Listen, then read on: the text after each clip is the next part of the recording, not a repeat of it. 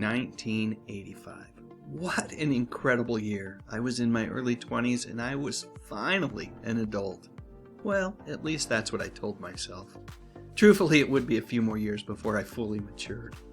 When I think about one thing in 1985 that kind of beats all other memories for me, it would be this event.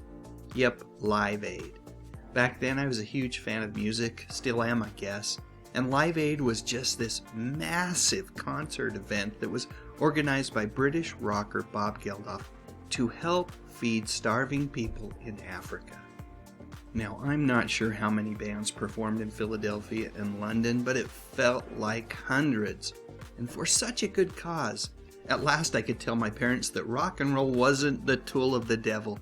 In fact, it felt like, at least for just a little while, these musicians were doing the errands of angels. But as good as 1985 was, there was something pretty horrible that happened as well. Did you guess it? Yeah, I'm talking about New Coke. Why, oh why do you mess with a good thing? I mean, I know the answer. Pepsi was starting to gain market share and Coke felt like they needed to tweak their decades-old recipe just a bit to stay at the top.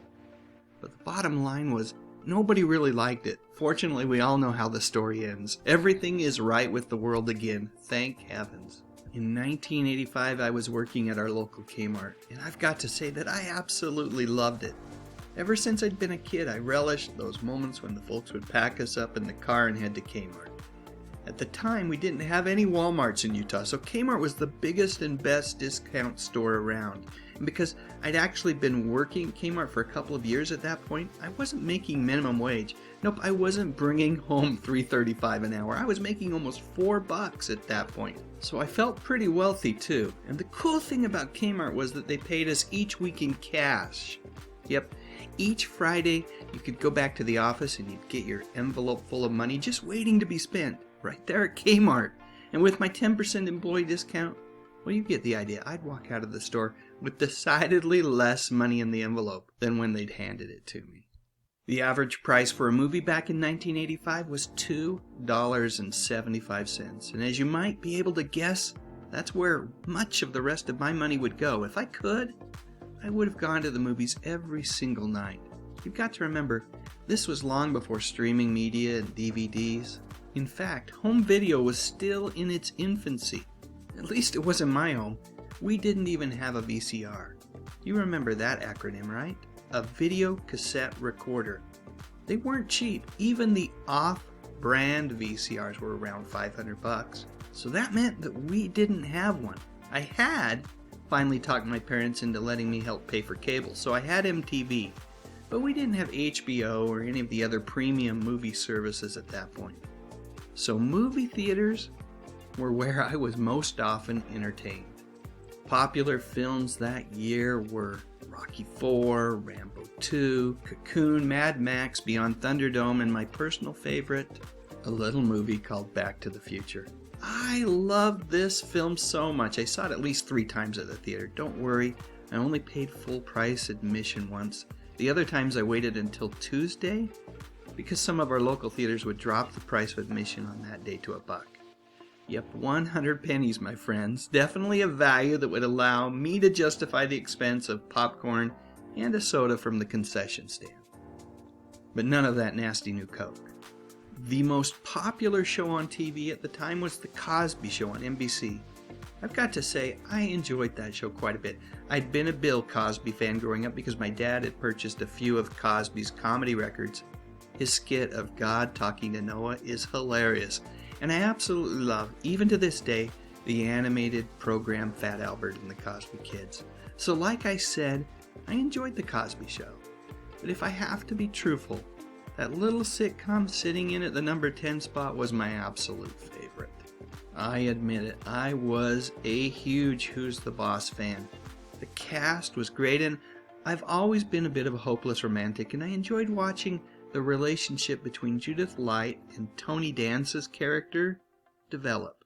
I've also got to acknowledge another phenomenal show hiding out at number 11. Let's see how I can best do this. 10-minute recess.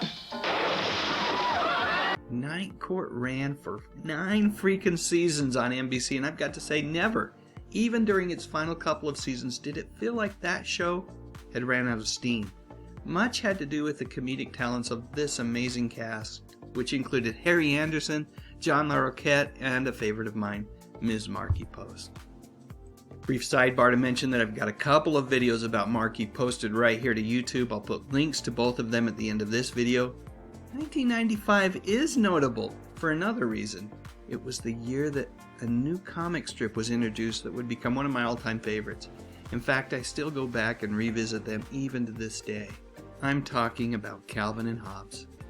Along with Charles Schulz and his Peanuts cartoons, Bill Watterson's Calvin and Hobbes focused on the day-to-day adventures, often imaginary, of a young boy, Calvin, and his stuffed animal tiger, Hobbes.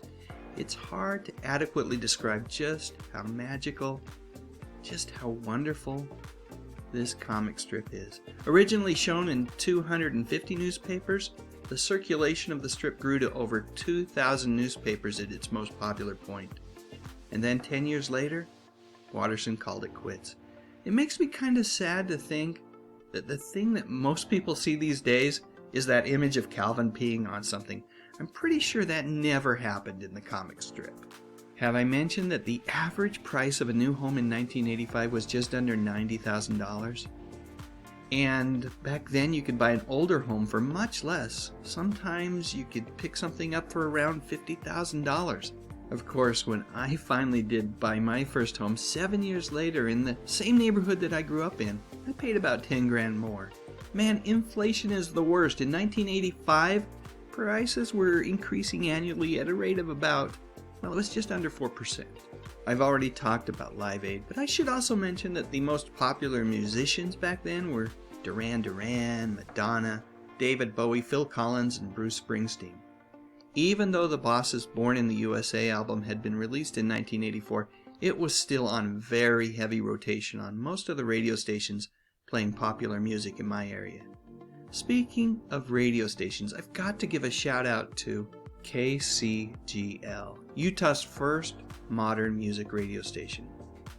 Located at 105.5 on the FM dial, it was the home for artists like Depeche Mode, Howard Jones, Frankie Goes to Hollywood, New Order, and if I was lucky, I'd sometimes even hear a song by my favorite modern music band, the Boomtown Rats, whose lead singer was, wouldn't you know it, Bob Geldof, the feller who organized the whole Live Aid thing.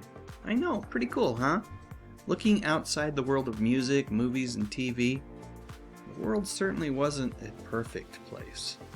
There were questions about the Soviet Union's new leader.